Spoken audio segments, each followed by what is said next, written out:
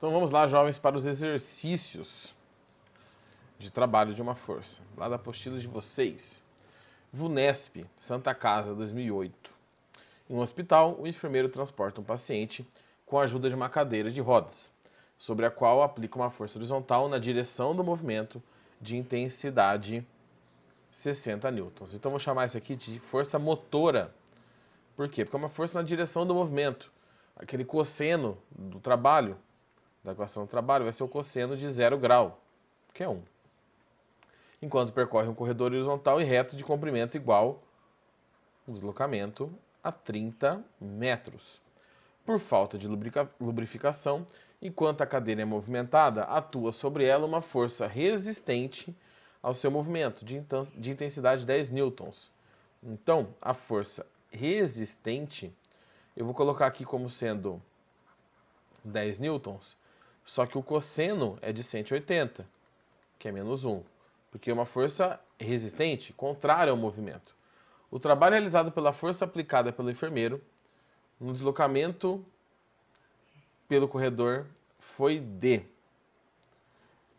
Bom, se ele já coloca aqui, ele coloca, vou fazer uma coisinha a mais do que ele pediu. Vamos calcular primeiro a força do enfermeiro, né? O trabalho da força do enfermeiro. Então, força, deslocamento, cosseno de θ. Aqui eu estou preocupado só com o trabalho da força dele. Então é 60, o deslocamento é 30 e o cosseno é 1. Vale cosseno de 0. Então aqui eu tenho 1.800 joules, que seria a alternativa D. Tá? Agora, se ele pedisse o trabalho total do sistema, o que eu precisaria fazer? Eu precisaria calcular, aqui está a resposta, tá? Aqui já está o que o exercício pediu. Se eu precisasse calcular o total, o que eu faria? Eu calcularia o trabalho da força resistente, que seria 10, o deslocamento é 30 e o cosseno é menos 1. E aí o trabalho é menos 300 joules. E agora, o trabalho total, que não foi o que ele pediu, seria a soma desses trabalhos, que é 1.800 mais menos 300, 1.500 joules. Então, olha só, ele passa duas forças, só que ele pede o trabalho da força aplicada pelo enfermeiro. Então, eu vou ficar focado só na força do enfermeiro. Não interessa o que aconteceu com o atrito ou com a falta de lubrificação ali, nem o trabalho total. Beleza? Vamos para o próximo. Do alto de um penhasco, uma pedra de massa 200 gramas, que nós sabemos que é igual a 0,2 kg, é solta a partir do repouso, demorando 6 segundos para atingir o solo.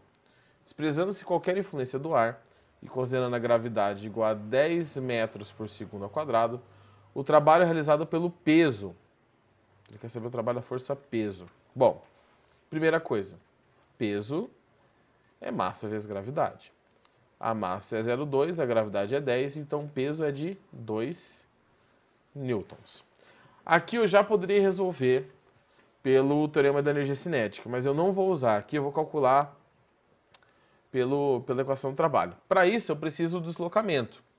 Então eu vou unir essas três informações na função horária da posição para o movimento uniformemente variado.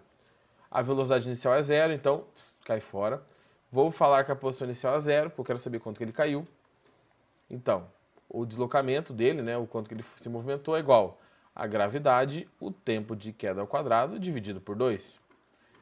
36 vezes 10, 360. Dividido por 2, 180 metros. Então, eu sei o deslocamento, o quanto que ele se movimentou, e a força. Para calcular o trabalho da força-peso é a força-peso, o deslocamento e o cosseno de θ. O peso vale 2, o deslocamento vale 180 e o peso está para baixo, apontando para o centro da Terra, o deslocamento é para baixo. Então aqui o cosseno é do ângulo zero, cosseno de 0 grau, que vale 1. Então o trabalho da força-peso é de 360 joules, que é a alternativa E. tá? Então, bem tranquilo. Professor, eu queria fazer pelo teorema da energia cinética. Acha a velocidade final. Aqui a velocidade final você vai ter que achar, então. Usa a função horária da velocidade e acha a velocidade final. Tá? O exercício 3. Um corpo pequeno esférico de massa 5 kg. Eu vou fazer mais apertadinho aqui, eu acho que vai faltar espaço. É solto, velocidade inicial é 0, do alto de edifício de 30 metros de altura, que vai ser o deslocamento provavelmente, a partir do repouso, conforme a figura. Ao atingir o solo, a velocidade final é de 20 metros por segundo. Considerando que a trajetória do corpo foi vertical e que a aceleração da gravidade vale 10 metros por segundo ao quadrado, o módulo do trabalho realizado pela força de resistência durante a queda foi. Então ele quer saber o trabalho da força de resistência. Aqui é o seguinte, para você fazer o trabalho da força de resistência, tem que saber como que esse objeto ia se movimentar, qual que seria o movimento sem a resistência. Tá bom? Então vamos analisar da seguinte maneira. Essas informações em verde são as informações para o movimento com resistência. Eu vou descobrir, tá? Aqui é o deslocamento também. Eu vou descobrir qual seria a velocidade final sem a resistência do ar. Então o que eu preciso fazer? Eu preciso descobrir a velocidade final. Como eu não tenho tempo, eu vou usar Torricelli. A velocidade final eu não sei, que não é essa, que é com a resistência do ar.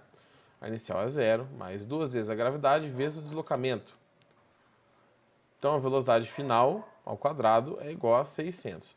Vou parar aqui porque nesse trecho a gente vai ter que usar o teorema da energia cinética. Bom, vamos descobrir então qual é o trabalho para o caso rosa.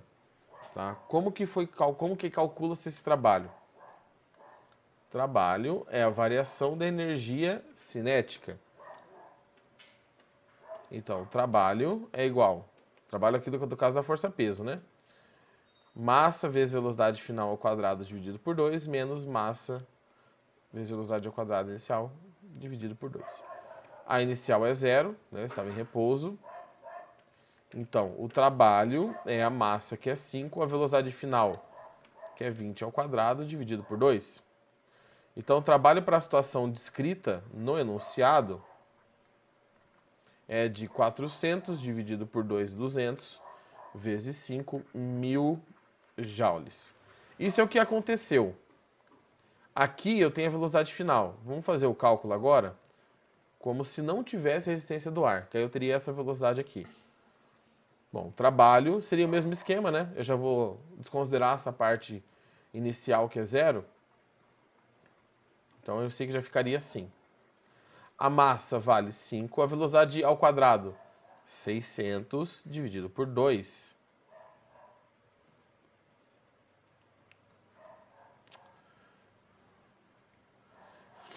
O trabalho é 600 vezes 5 dá 3.000, né? 3.000? 3.000. Dividido por 2, 1.500. Então, olha só. Nós temos o valor do trabalho sem a resistência do ar e com a resistência do ar. Tá? Aqui, na verdade, eu falei que era o trabalho da força-peso. Desculpa, é o trabalho resultante. Tá? É o total. Então, qual que é a diferença? A diferença é que aqui não tem resistência do ar, aqui tem. Então, a diferença desses trabalhos, a diferença desse trabalho menos a diferença do trabalho rosa é igual ao trabalho da resistência do ar, que nesse caso é de 500 joules. 500 joules, que é a alternativa B de bola. Tá? Então, esse aqui, a gente teria que utilizar o teorema da energia cinética, o jeito mais fácil de resolver ele. Tá bom? Bom, é claro que existem várias maneiras. Eu segui por esse caminho. E, por fim, o último exercício.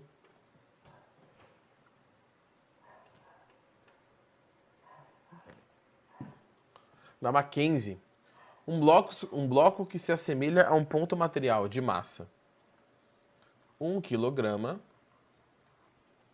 encontra-se inicialmente em repouso sobre uma superfície plana horizontal, a qual oferece um atrito cinético de coeficiente 0,5, olha lá, quando é submetida à ação de uma força de módulo que varia ali com a posição. Adotando-se para a gravidade 10, é correto afirmar que entre as posições 0 e 12, o máximo valor da velocidade escalar atingida pelo bloco em metros por segundo. Tá? Então, assim, ele tem um gráfico todo cheio das ideias aqui, tá? E aí você quer saber qual que é o máximo valor da energia cinética. Então vamos pensar o seguinte. Aqui é o seguinte, ó. Eu vou analisar este ponto 8. Por que esse ponto 8 que eu vou analisar? Porque esse trecho de cima é o trabalho positivo. Então aqui eu estou adicionando energia ao sistema. Nesse trecho aqui, o corpo está ganhando velocidade. No trecho de baixo, ele não vai ganhar velocidade. Então, a velocidade vai diminuir e não me interessa mais para saber qual que é o máximo valor da velocidade que é atingida. Então, eu preciso olhar o trabalho ali para cima, tá? Aquele trecho superior, vamos dizer assim. Aqui eu tenho uma figura geométrica, tá? Deixa eu fazer aqui, ó. Que eu vou dividir em 3. Eu vou chamar esse pedacinho de área 1, esse aqui de área 2 e esse de área 3. Então vamos calcular o trabalho para esse trecho. Esquecendo o atrito por enquanto. É a área 1 mais a área 2 mais a área 3. O trabalho para esse trecho, vou tirar esse total aqui, vou chamar de o trabalho positivo, vai. A área 1, base, vezes a altura dividido por 2, que é um triângulo. Depois um retângulo, depois outro triângulo. A base é 2, a altura é 40, dividido por 2, para o triângulo. Aqui é 4, né, porque de 2 a 6 é 4. A altura é 40, mais de 6 a 8, 2. A altura continua sendo 40, dividido por 2. Então o trabalho positivo é, bom, aqui eu tenho 2 vezes 4, 80, né? Já somando com isso aqui, 80, mais 160. Então, o trabalho positivo é de 240 joules. Então, pensando só na força que está empurrando, o trabalho seria de 240 joules. Só que tem um coeficiente de atrito. Então, vamos calcular o trabalho do atrito. Mas, para isso, eu preciso da força de atrito. Então, vou fazer aqui no cantinho o bloquinho. O bloquinho está aqui. Tá? O deslocamento dele, por exemplo, é para a direita. E o atrito é contrário à tendência de deslizamento. No caso, ele será para a esquerda. E aí, para as situações que o movimento é horizontal, o peso que está para baixo é igual ao normal que está para cima. Então, força de atrito é μ vezes a normal. Deixa eu ver se cabe aqui. Força de atrito. O μ é 0,5. E a normal é igual ao peso, que é massa vezes gravidade.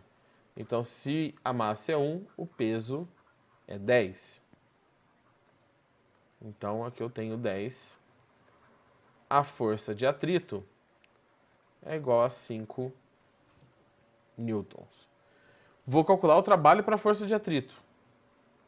Então, o trabalho para a força de atrito é a força de atrito, o deslocamento e o cosseno do ângulo. A força de atrito vale 5. O deslocamento vale 8, porque é só até aquele ponto que eu estou analisando, porque depois daquele ponto o corpo perde energia.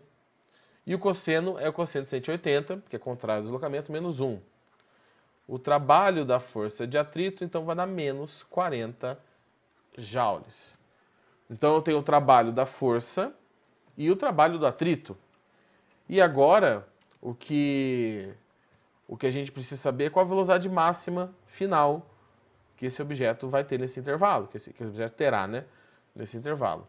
Então eu vou fazer o seguinte, eu vou tirar o exercício, não dá para tirar o exercício. Bom, qualquer coisa que você quiser copiar, você dá uma pausadinha aí, eu só vou deixar os valores anotados aqui, tá?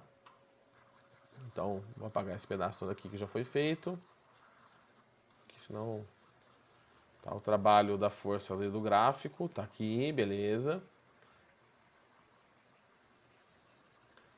Bom, se um trabalho é 240 ou tem menos 40, o trabalho total é 200 joules. E o trabalho total é igual à variação da energia cinética. Tá? Ele quer saber o máximo valor da velocidade. O trabalho total eu já tenho, que é 200, que é a soma do 240 com menos 40.